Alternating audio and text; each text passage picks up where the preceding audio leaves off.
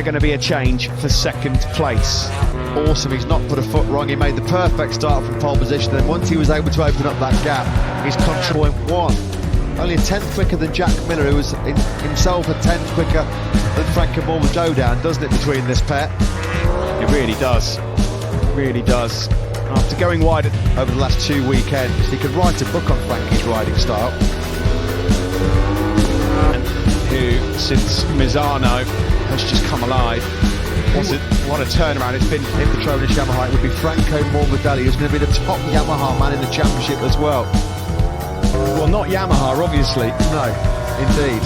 And he's not going to get the machinery upgrade next year as well, is he? Trying to pressure Morbidelli into a mistake, but he's just unflappable, isn't he, Morbidelli, because he's been able to keep that gap back for Jack Miller. Just a bit of extra corner speed there on the front. Miller coming through the final turn. Braking downhill into turn one to have qualified a little better. There's Nakagami in fifth, ahead of Dobby, Bradle. Great being crowned world champion last weekend. Electronics disaster, a glitch in qualifying, left him 20th on the grid. Spons, that's dropped him out of this race. And Alex Rins, his teammate as well, he's been in free. Lost sight of Rossi. I mean, Rossi's 3.6 seconds up the road. They've had a dismal day in their fight for second. Falls behind Jack Miller. He'll still get there. 3 laps to go. That went for the asymmetric rear, and it looks like it hasn't worked for the Suzukis and Petrucci, Zacco. Yeah, well, shame really, isn't it? It's not worked out at all for the Suzukis. Lorenzo Savadori, I'm afraid, has crashed out. We now only have 2 more laps of this circuit to go. What a fourth on Grace it's been for Fab. I don't think he will be. It could even get worse than that, depending on what happens on that 2020 bike. I mean, the only saving grace for Fabio Quartararo is that Maverick and Yamaha engineers throughout the winter. Nakagami's speed late on in this race in them now. And it does not matter what Jack Miller does, and trust us, he's thrown everything ahead of him.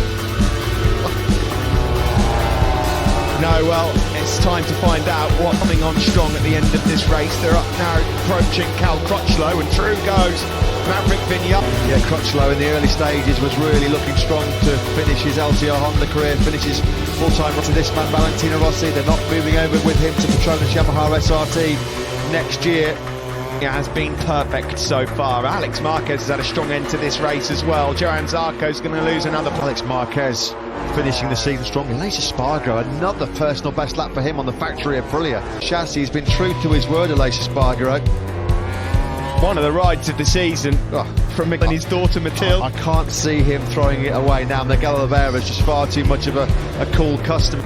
The whole of Portugal are behind you, and they will be loving this. Here comes Jack Miller though. Has he got anything left on lap? Valencia 2, take 2 here. He's got to have a look. You know he's going to have a look. Here it comes, round the outside, and he knows he'll have the inside line in the next corner. I think Miller's got it. Jack Miller then, a late. The checkered flag comes out here in Portugal. Miguel Oliveira wins! And Miller does get a bit of personal revenge over Morbidelli. He finishes second, with Morbidelli is 6th ahead of a brilliant Bradle and Aleix Espargaro. Grazie Danilo, great day. There is Paulo Oliveira, father of this young man who rode and absolutely built the gap and then never looked back. He takes it by 3.1 seconds. Number 1, Miguel, that was class. I've never seen a ride like that on a way you can describe it. Look at these guys. Hervé Poncharal is heading over towards some. I've got to congratulate you on a win. How does this one feel? Even more.